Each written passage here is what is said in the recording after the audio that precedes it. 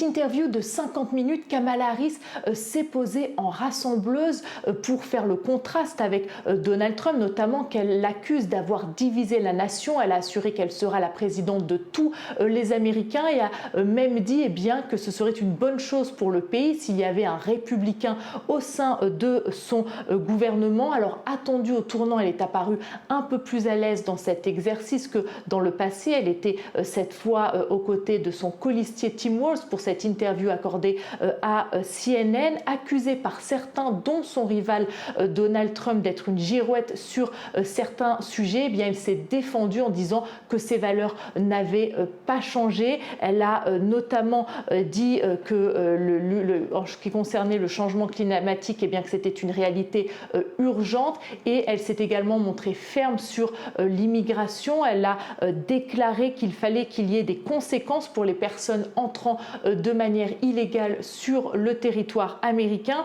Alors à la question de savoir ce qu'elle ferait le premier jour de sa présidence, elle est restée évasive, ne donnant que très peu de détails. Elle a seulement mentionné un crédit d'impôt pour les enfants à charge. Elle a aussi esquivé certaines questions, notamment en ce qui concerne le conflit à Gaza, à savoir si elle cesserait l'envoi d'armes à Israël si elle était élue.